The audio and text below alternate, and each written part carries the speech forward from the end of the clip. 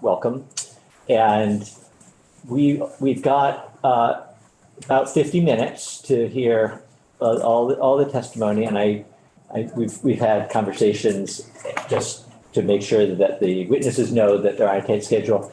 I was also going to ask the committee if you are okay with holding all but the most urgent questions that you might have.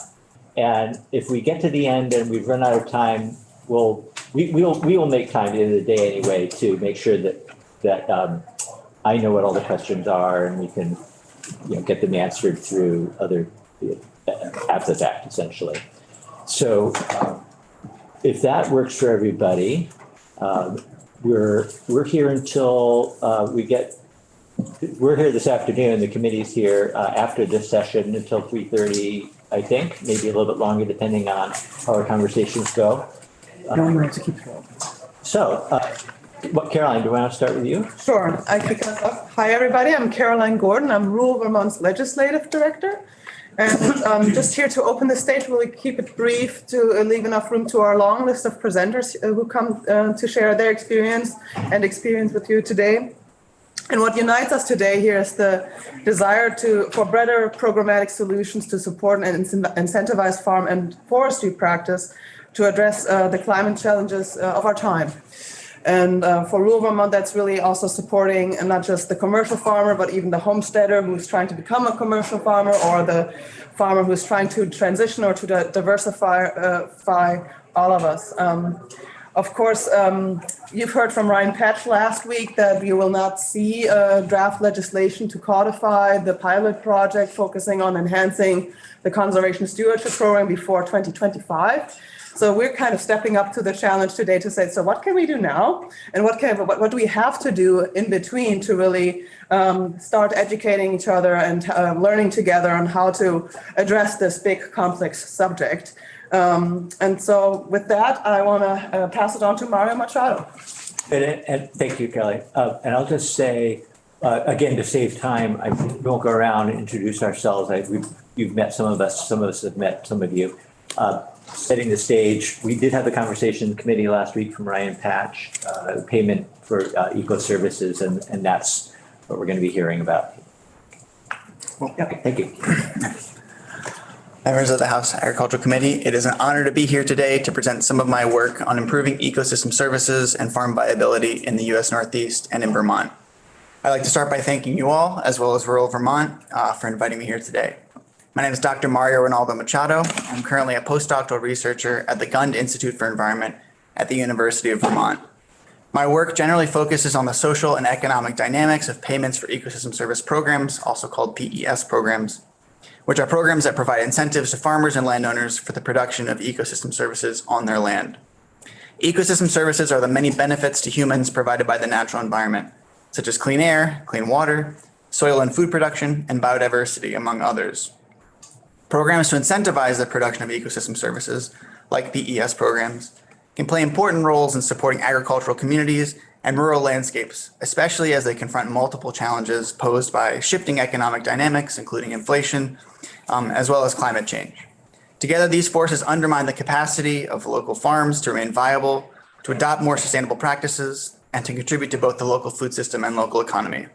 In this sense, PES programs are not just important to farmers, but to all of us. Abundant, available, and affordable food is dependent upon successful agricultural enterprises built on foundations of sustainability, environmental stewardship, and economic viability. Today, I would like to discuss a report I recently published, along with my colleague, Dr. Alicia Coleman, from the University of Connecticut.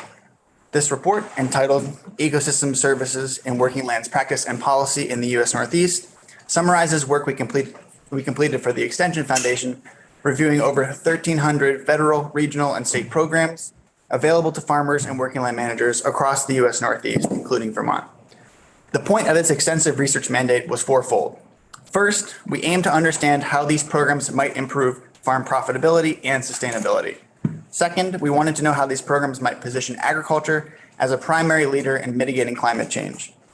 Third, we wanted to understand how these programs might build resiliency in rural and urban communities. And fourth, we wanted to know how these programs might increase the appeal of agricultural professions to a wide range of young people. After completing this research, we discovered a number of important trends in current programming. First, PES programs make use of several different incentives, from direct payments to tax abatements to free educational programming. To be successful, however, programs must provide incentives that meaningfully offset the risks that farmers and landowners assume by participating in these programs and the labor that they expend by signing up for them. For example, many programs offer direct payments and technical support for program or practice implementation. But programs that also provide payments for application submissions and data collection, both of which are labor-intensive processes, may be more successful in recruiting farmers. Second, programs are either structured to address single ecosystem services or multiple ecosystem services at the same time. There are strengths and weaknesses to both approaches. Programs that target single ecosystem services, like efforts to expand carbon markets, for example, may have more impact and be more accessible to farmers and farms with larger acreage. Programs that target multiple ecosystem services, such as whole farm planning, may be more accessible and have more impact on small farms. These trade-offs and dynamics need to be considered in program design. Third, there are very few programs that currently address challenges around resilience directly, and even fewer that address resilience beyond the farm. Programs focused on resilience, especially as it functions across scales, from households to communities to the state and to broader regions, as well as between urban and rural areas, represent an important direction for future research and programming. Fourth, while there are a number of programs for young and beginning farmers, these incentives may not be enough. Programs that couple ecosystem service provisioning with incentives that directly support livelihoods, such as direct payments, basic income, land access, free education, childcare, and healthcare, may help. Taken together, these programs point to another crucial lesson emerging from our research. The most successful programs in our assessment were those that treated agricultural landscapes as multifunctional. That is to say, a system of essential social, economic, and ecological functions which operate across scales from the local to the state and across time from this generation to the next. What this means, in essence, is that to address contemporary challenges, planning and programming needs to think holistically about how working lands, including farms and farming households, contribute to the communities and landscapes that we rely on and that we call home. To date, Vermont has been a regional and national leader in pioneering forward-thinking programs to serve rural farms and rural communities, who in turn serve the public good. There is, however, important work that still needs to be done. Thank you for your time. I look forward to any questions and I'd be happy to provide a full copy of the report if you'd like. Great, thank you. Unless there's questions, we would move on to Julie Davidson. Hi, thank you, members of the House Committee and NOFA Vermont and Rural Vermont for organizing today. My name is Julie Davidson. A little bit about myself. For 4 years, I ran a small organic dairy farm and educational center. I currently serve as the board chair of NOFA, New Hampshire, and I was most recently employed by Southshire Farms, located in southern Vermont. Southshire Farms was owned by a family investment firm called Embada Capital, also known as the Regenerative Food Network. Southshire Farms operated 3 subsidiaries: Higley Hill Meat Processing, Vermont Natural Tannery, and Southshire Meats. Embada Capital's main objective was to create an ecological asset trust pilot in Vermont and eventually a natural asset company on the New York Stock Exchange once approved by the Security Exchange Commission. To accomplish this goal, they needed to aggregate a minimum of 20,000 acres of farm and forest, facilitated by their regional infrastructure investments, into an asset trust. The asset trust would sell the ecosystem services generated by regenerative practices on the farms to private investors. They later sought to create a real estate asset trust anchored by the assets of Southshire Farm, carbon credits, and other stacking programs. I also participated briefly in the Vermont-based Regenerative Agricultural Investment Solutions Measurement Working Group. This pilot group sought to attract private-public investment to fund the transition to regenerative practices in Vermont, and there was some cross-pollination on that committee along with the Payment for Ecosystem Services Working Group. I learned through these experiences that private investment in and the valuation of nature is not the solution to building soil health, clean water, or creating biodiversity and resilience in Vermont. Rather, it is a dangerous distraction, moving us further away from our goals of transitioning our region to a more just, equitable, and climate resilient food system. Regenerative agriculture was proclaimed the biggest investment opportunity ever at an investment conference I attended last fall with representatives from major firms, including the likes of Goldman Sachs. I will provide a brief explanation of these financing schemes that rapidly are being promoted and deployed by the finance and tech centers as innovative solutions to climate change, but I will not provide a definition of payment of ecosystem services. I think Mario has already provided that for us. So the other two I would like to talk about are carbon markets and natural asset companies. Carbon markets, in a nutshell, are trading systems in which carbon credits or offsets are sold. The money should be used to fund action somewhere in the world that removes the same amount of carbon out of the air or to prevent carbon emissions. Carbon credits generally represent a reduction in greenhouse gas emissions, whereas carbon offsets can represent greenhouse gas removal. Carbon credits are typically associated with cap and trade systems in which governments limit the carbon emissions that specific industries can release. Companies exceeding their allowances must buy new credits to increase their cap. On the other hand, carbon offsets are traded on the voluntary market and include carbon sequestering efforts, renewable energy, and other products that remove greenhouse gases from the atmosphere. Natural asset companies are or will be a new class of publicly traded securities that hold rights to and manage the productivity and ecological benefits of natural assets, such as forests, marine areas, and farmland. NACs, as they call them, will attempt to assign value to services such as carbon retention, freshwater generation, pest control, groundwater storage, and erosion prevention. An accounting methodology that will supplement GAAP financial statements has been proposed to account for the ecological value of NACs. NACs claim that by evaluating these ecosystem services, we are able to protect them from further degradation.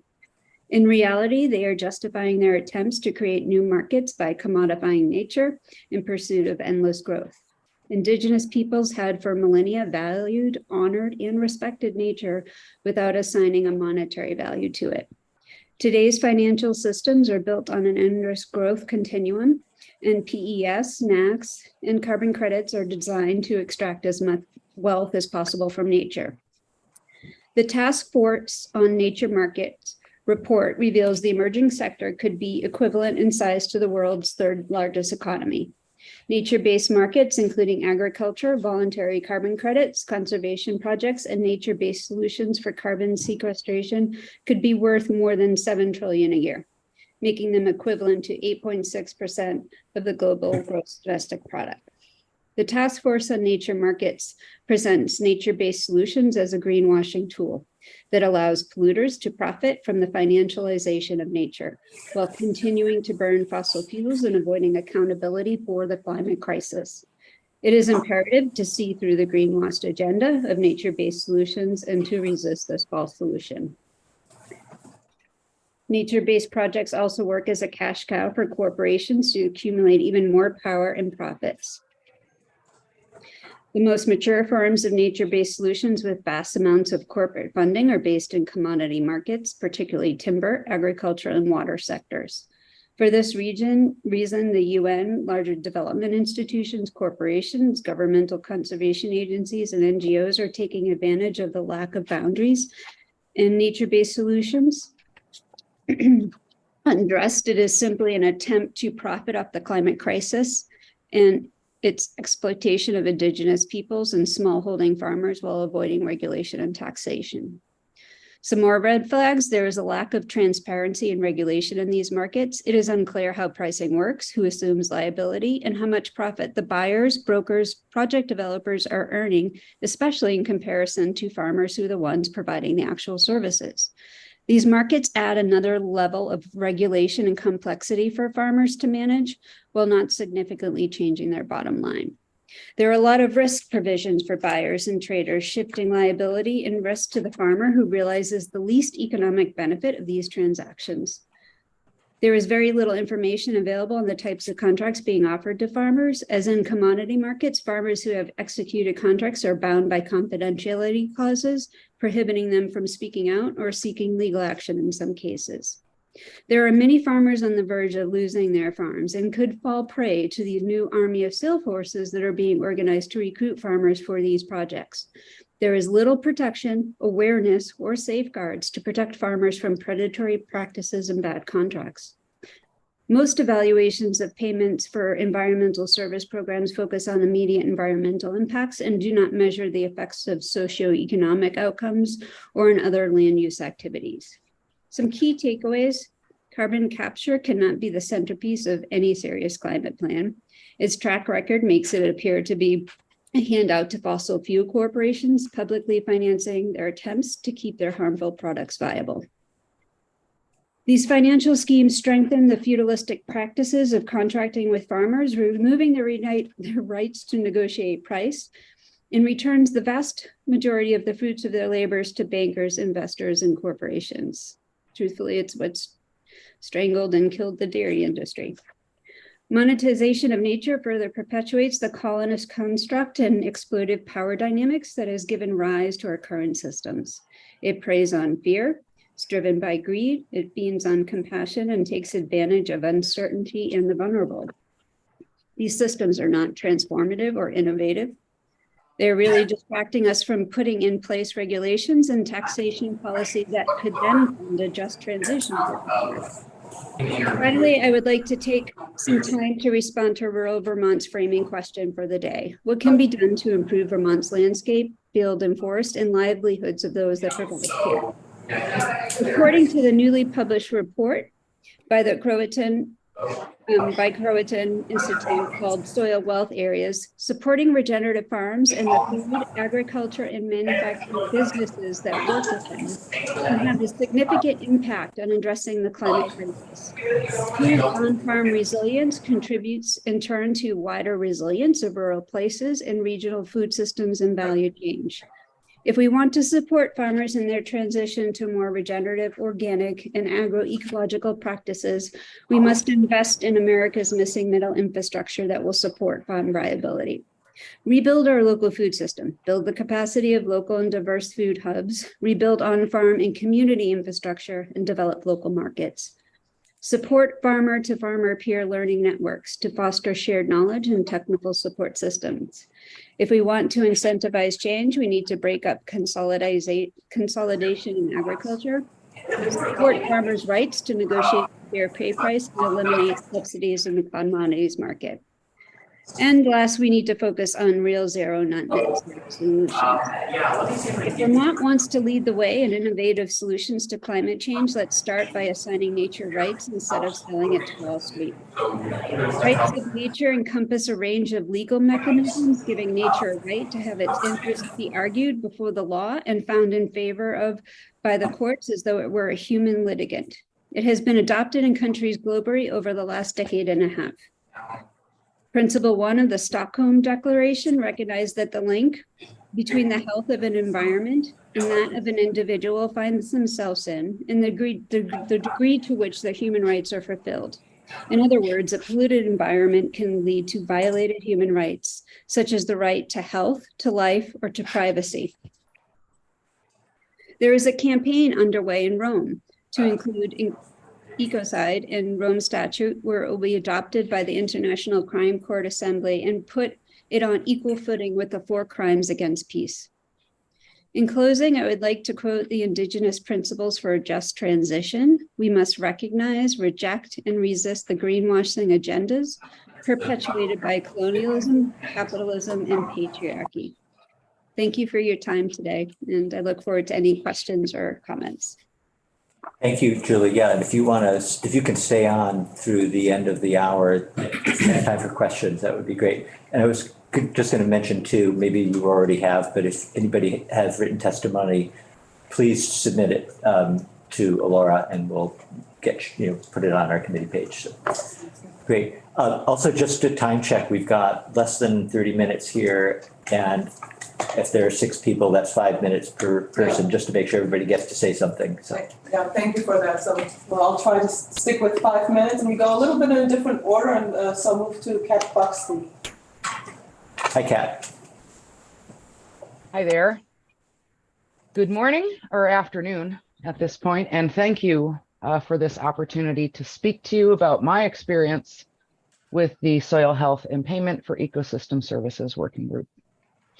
My name is Kat Buxton, I live and farm in Sharon, Vermont.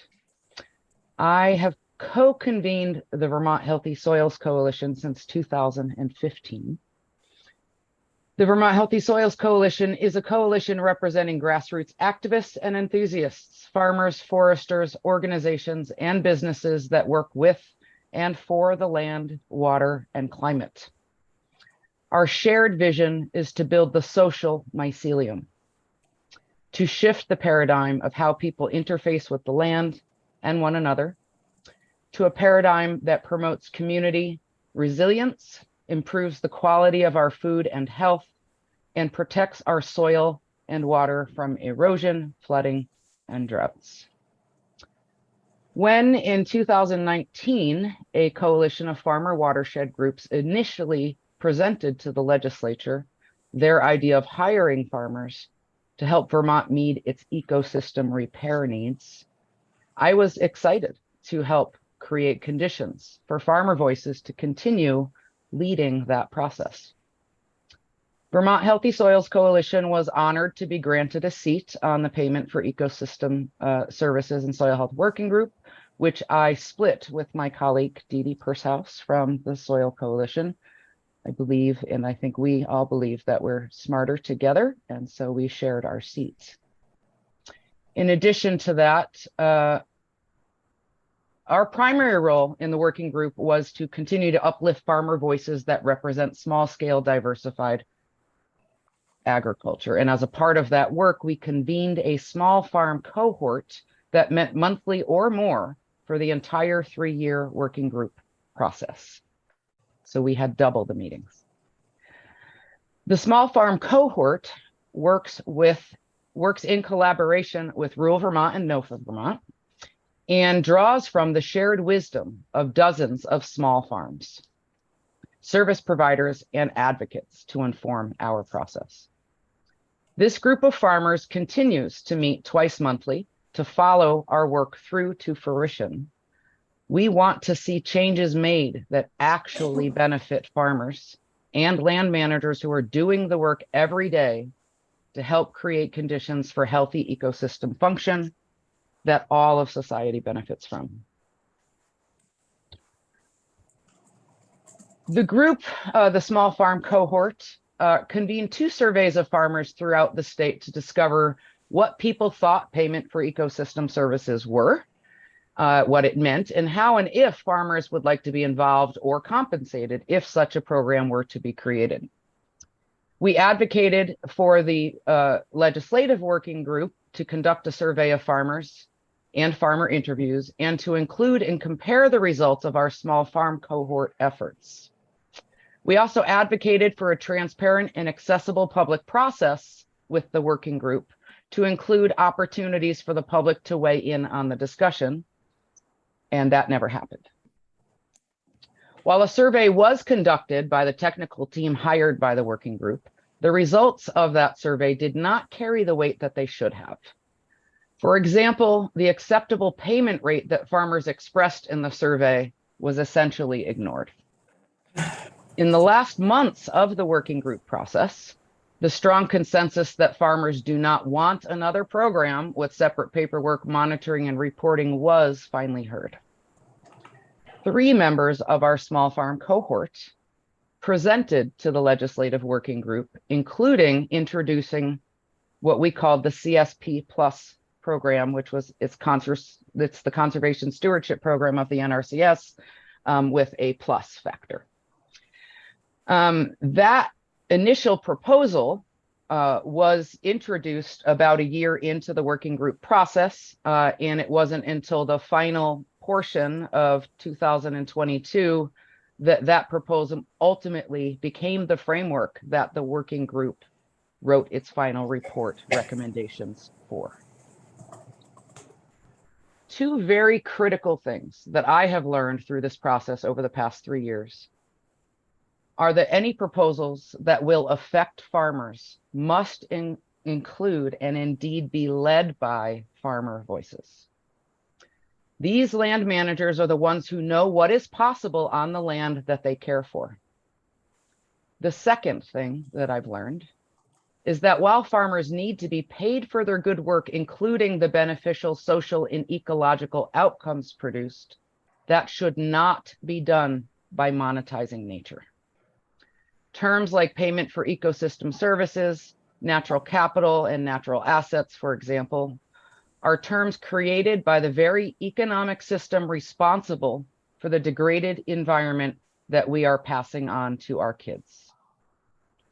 The purveyors of these markets do not have the best interests of us in mind.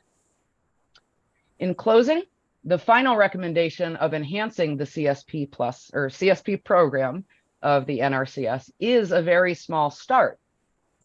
We must, however, find another way to preserve and uplift our farming community, especially those who are not creating resource concerns to begin with. And I'd like to see us move to have farmers receive at least a basic universal income. Again, I thank you for your time and attention today.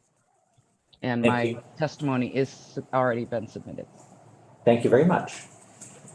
With that, we move to Jennifer Byrne from the White River NRCD to summarize some of the farmer survey findings we had. Hello, Jennifer. Hello, thank you all so much for allowing us to come and speak today. My name is Jennifer Byrne. I'm the district manager of the White River Natural Resources Conservation District. We're a subdivision of state government. We're run by an elected board of residents of our community. And our district was involved in this small farm group that was advocating from the outside in on the working group. And we held back in 2021, alongside 5 of the other conservation districts around the state, 5 focus groups with farmers and technical service providers to try to gauge their needs and desires and concerns about existing and future payment for ecosystem service programs. I have a summary version of the report and a full version of the report. I've submitted the summary just now, so you should be able to see it, but I'll go over some of the key findings and challenges. First, the farmers identified a range of challenges and frustrations they encounter with existing programs, which include limitations and the stipulations around funding. It can be very frustrating when they can be disqualified from financial assistance due to requirements that they don't think are well suited for their context and circumstance. The inability to access funds due to either limited funding within the programs or factors of the program design itself, which maybe makes their application uncompetitive and not allowing them to rank highly. Slow project turnaround is a big frustration with current programs. Sometimes programs can take several years to actually get to the point of receiving the funding. Farmers put out a lot of work and money up front.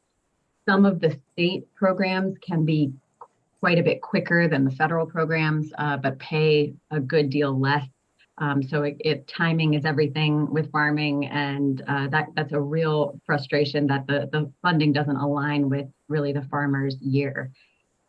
There is broadly insufficient cost share and payment rates in most of these programs. Farmers are expected to handle a portion of the implementation costs and often all of the maintenance expenses on conservation practices. And this can either be just a real challenge or even a deterrent to implementing certain conservation practices. They identified that issues with program staff can also be a barrier and a challenge.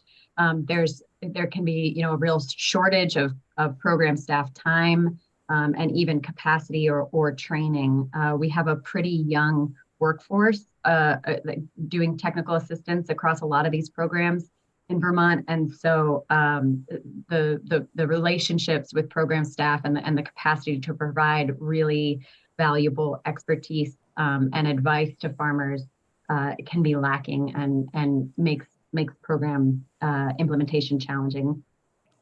Programs being reactive rather than proactive is a significant concern.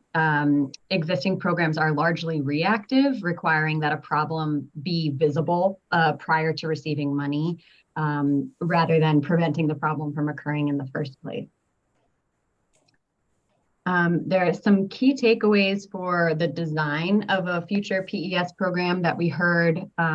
Number one was that farmer voices and perspectives are included in the design, the development, and the implementation of agricultural-oriented PES programs, so that these programs can be appropriate to the farmer's circumstances and have a real meaningful impact over time. Programs need to provide flexibility and allow the farmers space to innovate on their farms. Farmers can be really frustrated when they feel limited by programs, and they need to be able to maintain independence and their decision-making autonomy on their farms. It is important to have a variety of programs that are able to support both transformational change and incremental changes on farms. Many farmers were interested in these transformational whole farm holistic changes. However, they also recognize the value and the practicality of using programs to support these incremental and transitional steps. This is possible within our current ecosystem of programs, but it takes a lot of management and understanding of what the different programs do and how to puzzle piece them all together.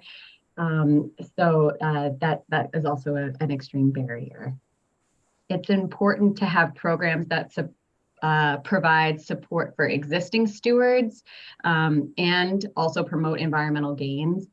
There was frustration that land managers who are trying to be proactive, like I mentioned, are excluded from participation, because they're already good stewards of the land. They also, really need for compensation to be meaningful. Many programs, especially for farms that don't farm as many acres, the payment rates are just too small and insignificant and happen too late in the process for this to be a reliable approach to farm viability. So in addition to direct monetary payments, farmers also valued programs which provided individual technical assistance and conduct outreach and education, especially appreciation for programs with minimal administrative burden. Farmers are interested in PES programs that provide equitable distribution of resources across different types of farms. Many of the programs that we currently work with, especially the federal programs, including CSP, was really not designed with Vermont farmers in mind. And so there's a lot of work to be done and improvements to be made on that program to make it functional for Vermont. Trusting in the administrators of the program was also something that came up. Every farm is different, and PES programs really need to offer that individual technical assistance and use contextually appropriate goals and metrics for success. In order to access federal funding, a farm must have a conservation plan written for them. And so one of our recommendations to the working group was to really focus on whole farm planning and using that as a way to move farms towards transitioning and using a combination of existing programs to reach that. So these recommendations were what led to our program recommendation to the working group that is in part incorporated into the final recommendations. And I'd be very happy about how at our district we use farm teams to really coordinate these resources and try to put them all together and take some of that burden off of the farmer for being the grant writer for their farm and applying to grants multiple times a year, every year. I think that would be a longer conversation, but I'd be very happy to share about that and also about some of the additional program considerations that we really hoped to see in this CSP enhancement program. So thank you for your time. All right, thank you, Jennifer. And we have Stephen Wesley in the room, so we'll pass it on to Stephen next, and then we'll have Abe on the display too. So at least those two, and Maddie will wrap us up if there's time. Okay, So we'll start with Stephen Wesley. all right, welcome, Steve. Oh, thank you so much. It's a real pleasure to be here with you today, and I'm very grateful for the opportunity and also to the Small Farm Action Circles program, which was really instrumental for me a few years ago, getting engaged as a farmer citizen participation in our democratic process. So thank you for supporting Small Farm Action Days as well. I was going to touch on 3 points today, but I'll cut it down to 2, knowing that we're slim on time. First, I'll just introduce myself for the record. My wife, Carrie Gwalt, and I, Stephen Leslie, have been farming in the Upper Valley since 1996. Cedar Mountain Farm is a micro dairy. We milk 20 cows and also operate a no-till market garden. We're also owners of Cobb Hill Cheese, which was one of the first farmstead cheese companies to get going here in the state. Our farm is located at an eco village called Cobb Hill Co-housing, located on 275 acres of conserved land in Heartland, Vermont. One of my neighbors at Cobb Hill is John Bartholomew. I think some of you guys might know him. I can see John's kitchen from my office. So 3 years, I know a lot of what I'm going to say, I just thought maybe having it framed from a small farmer's point of view might be in some ways useful. 3 years ago, in response to a request from the Three Farmer Watershed Alliances, this legislature mandated the formation of the working group to come up with a proposal for payment for ecosystem services program. I participated in the twice monthly meetings as a citizen farmer and also participated in Cat Buxton's small farm group as well. The PES and Soil Health Working Group submitted its report and proposal last month. The WG reached its consensus on a plan that would have state agencies amplify the coordination on soil health initiatives with the technical service providers of the NRCS, rather than doing a pay for performance like the Vermont Phosphorus Reduction Program or any kind of carbon offset trading. The focus is on coordinating at a state level, ANR, with the NRCS and conservation districts to amplify enrollment and incentives in the Conservation Stewardship Program. Currently, CSP is an under-enrolled service in our state. This proposal rewards farmers who sign on to adopt proven holistic soil health practices rather than focusing on measuring soil carbon outcomes and paying credits. For me, one of the main takeaways of the working group on PES is the importance of biodiversity as a primary measure of soil health. Soil is often discussed as a resource or as a thing, but we know that in reality, any soil, whether it be under a lawn, a cornfield, or a forest, is an ecosystem unto itself. Biodiversity is the key marker of the health of any ecosystem, whether it be the measure of the soil microbiome or a survey of the macro flora and fauna. The more complex and mature an ecosystem is, the more biodiversity it will contain. At Cedar Mountain Farm, we are practicing no-till organic production and adaptive rotational grazing of our milking herd and beef animals. We are attempting to mimic the processes of long-term stable sequestration endemic to the ancient old-growth forests that once covered our region by integrating elements of agroforestry into every aspect of the farm, including silvopasture, riparian buffers, hedgerows, windbreaks, and alley cropping. In order to meet our conservation goals, we have partnered extensively with the NRCS, first through enrollment in EQIP, and currently under the auspices of CSP. With this assistance, over the last 22 years, we are gradually transforming our land from a beat-up, old hard-scrabble dairy to a thriving, diversified farm ecosystem.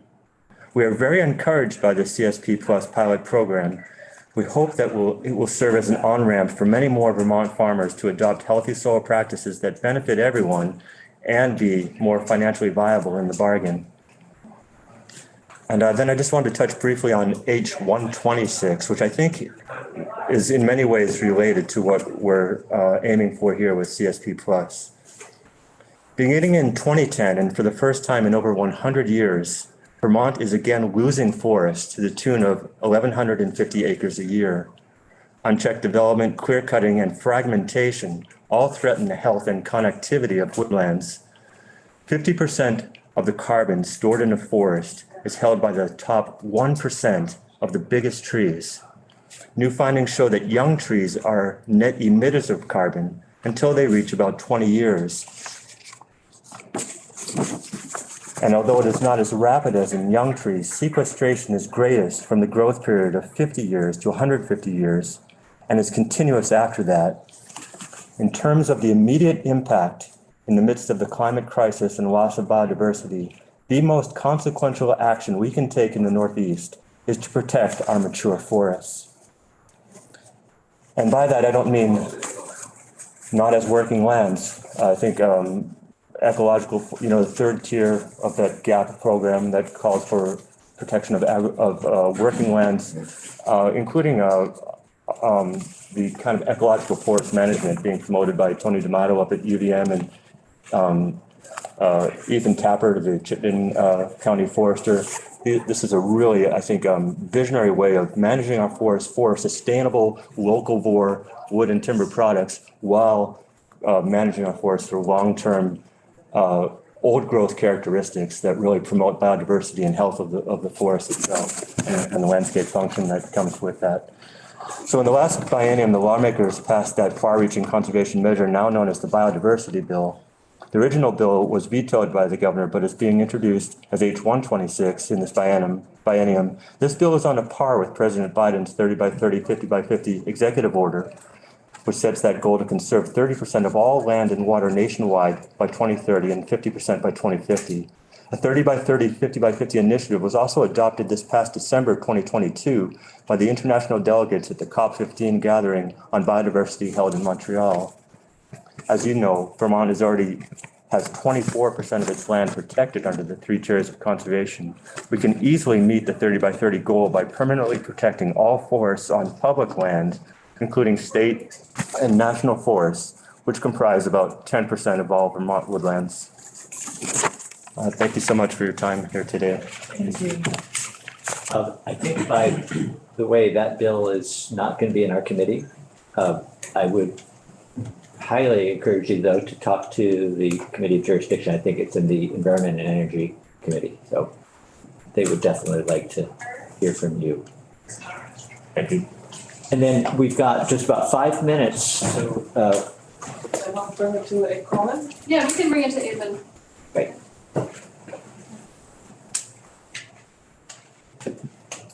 Oh, it's gonna need screen share. Oh, yeah. Enable.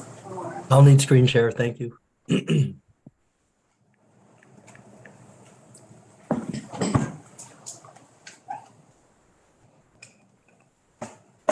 Should be all set. Thank you.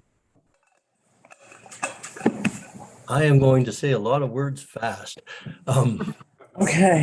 I want to express appreciation for 2 outcomes of the Payment for Ecosystem Services and Soil Health Working Group outcomes. One is the consensus movement on the CSP Plus pilot conceived of by Guy Chouanier and the small farm cohort. I think it's probably the best outcome that I can imagine from that 3-year process. And though it is a minute fraction, a teardrop in an ocean of the financing needed to do the work at hand, it was a good step. And I also wanted to express appreciation for the stated working group consensus against financialization of nature. So by way of introduction, I am a co-founder with 14 farms and numerous other allies in a cooperative that we spent the last 2 years building called the Land Care Cooperative. We're watershed contractors and community, and we grow deep topsoil watersheds and we practice neighborly economics. We would note that healing degraded landscapes, whether locally, regionally, or globally, includes growing deep soil watersheds, massive diversity, massive productivity, reversing insect extinction, practicing maximum and often total infiltration farming, new landscape compliant built infrastructure, roads, water control, fields, and achieving true water security for our communities, come what may, drought or flood. This will be the largest physical project in history, whether in Vermont or Arizona or Mozambique. And the practice of economic democracy to finance hiring land stewards in the largest project in human history who can competently do this work won't come from private banks, asset managers, other finance capital, or the financialization of nature. I have worked with this incredible cohort of 14 farms, really brave people working through hard times in farming finance to heal land and set up the infrastructure. And what amazing 2 years it's been as we've made biological ferments, ripsome, planted massive diversity, done lots of study together. We're going through 10 meetings over 20 weeks right now. They're a grueling run, and doing field science as part of our learning system, where we're making measurements on the ground that couple to measurements from satellites and track how much grass grows daily in every field. Eventually, we'll be tracking energy and water, mapping soils 3 feet in 3D, 4 feet deep. Pretty awesome stuff. And the outcomes are already inspiring to us within the community, and we're learning and we're healing land together. And we've gotten support from various state agencies and other parties. And it's just been the feeling of being in community to do the work together of healing our common watershed homes, very powerful. So in the spring coming within months, we'll be introducing to everyone our pilot project. And this pilot project is for watershed contracting and building our learning system and learning and about practicing neighborly economics as we learn how to finance all of this work. It's an interesting phenomenon that this same pilot project, the same learning system, the same landscape feedback is what led to the 3 farmer watershed groups presenting 3 years ago to the group, but their original proposal fell off. It stopped happening. And so we just redoubled our efforts and did it without the promise of support, just knowing that's what we had to do. I want to know, and I want to thank everybody in the room for supporting these grazing organic dairies at this moment. They're an incredibly well mentally equipped group of people to do the work and hit the ground running for healing our watersheds, infiltrating and cleaning every drop, and leaving deep topsoil watersheds to our kids. A big change structurally is moving from the norm of statistical environmental modeling that estimates the probability of environmental effects of practices, which is everything, whether we're talking the science behind payment for performance or payment for practices. It's identical models on the back end. Modeling happens in different locations, but it's all the same.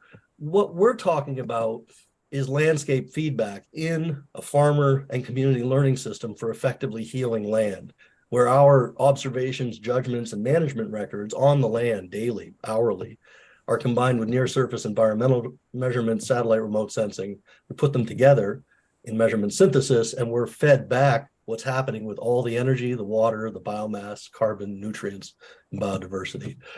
Of course, for it to be quantitative and scientific, it has to be rigorous and obey the laws of conservation of energy and mass. Another structural change, and this is critical, is that worldwide something is happening, and that is that small farmers and land stewards around the world are standing up in solidarity and producing alternatives to financializing nature. And I'll just read this statement. We stand with hundreds of millions of small farmers, peasant farmers, and indigenous peoples around the world who refuse and will replace the financialization of the earth and the framework and schemes of natural capital, ecosystem services, carbon offsets, biodiversity credits, wetland mitigation banking, nature-based solutions, etc. There is a better way, a community option led by land stewards in community, and it will serve us all to pilot and develop it in the real world. A few recent, I'm going to zoom through this, but exposés that are critical for people to be aware of is that The Guardian just did some major investigative journalism and reported that more than 90% of rainforest carbon offsets by the largest verifier in the world, Verra, are bunk, are worthless. Likewise, in 2011, they indicated that there was going to be a gold rush in the Amazon for carbon offsets and carbon rights. And sure enough, 2023, it's all happening. Indigenous people are being stripped of their land rights and even relocated off their land for these carbon reserves, et cetera. It's all happening, and it's worth remembering that finance comes first for the least politically powerful, and then they turn their sights inward on the small farms in the north, here in Vermont. And Julie gave a damning and important, critical to listen to report on something that just happened within the last year. We just narrowly dodged a bullet. And all of this is all around us. Here are false carbon offsets, a report by Bloomberg Green just a couple of years ago, 3 years ago. Again, the Wall Street Journal reporting that, hey, middlemen are snagging all the profit of carbon credits, carbon offsets in the Peruvian Amazon. We can expect the same here if this were to ever come here, if we don't resist it. We hear hundreds of millions of peasant organizations saying payment for environmental services is being used to displace indigenous people and small farmers from their lands and territories. The most ambitious plan is to place a price on all of nature, again, to what Julie just described. Our challenge is to reestablish another way of relating to nature and between peoples. The same basic analysis from the Indigenous Environmental Network, carbon trading, carbon offsets, and REDD+ are fraudulent climate mitigation mechanisms that in fact help corporations and governments keep extracting and burning fossil fuels. Beyond the scandal and the inequity and the injustice, there's simply the fact that this primitive metaphor of nature as a stock of natural capital that produces flows of ecosystem services has nothing to do with actual landscape function. And as this important paper by Richard Norgaard pointed out over 10 years ago, ecosystem services from eye-opening metaphor to complexity blinder. It blinds us of the actual work in front of us. What started as a humble metaphor of nature as a stock that provides a flow of services is insufficient for the difficulties we are in or the task ahead.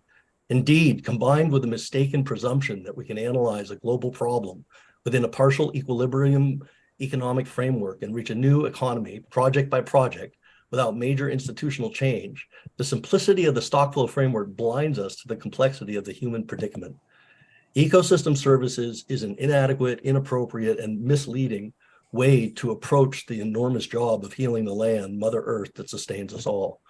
So we look forward truly to working together with all of you, with our whole communities, to pilot healing our watershed homes in community and leaving our kids deep topsoil watershed and creating learning systems together that are new in history, do not exist anywhere in the world. Stay tuned, please, for our farmer watershed contracting pilot project. We'll be glad to share it once we finish our winter planning process. Thank you. Thank you.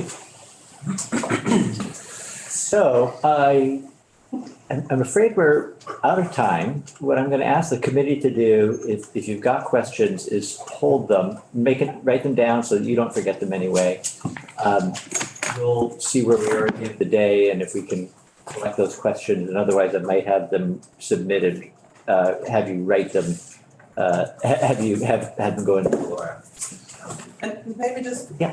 one final comment from me. Maddie Kemper didn't get a chance to speak today. She's actually also one of the working group members from the PBS and Fall working group who didn't get to speak. And actually leading up to this event, the farmer representatives who were on the group, some of them gave us the feedback they'd also rather be invited specifically as representatives of the working group and not as part of a nonprofit action day to present on that work. So if we have another opportunity, maybe Maddie could speak in that slate. I think that would be helpful for the committee as well. So, I'm happy to come back anytime, and all of these folks said it better than I could. Okay. Good. Well, it was very, very helpful to hear from the folks who did get a chance to speak. Could we have that presentation sent to us? I didn't see it available on our documents. Yeah, that last presentation, if you're able to submit that, we'll put it up on our committee page as well. Yeah. Thank you. All right. Well, thank you, so much each of for you. having us. Yeah. So we'll stop there. I want to give everyone a chance to stretch. We've got another set of testimony that I'm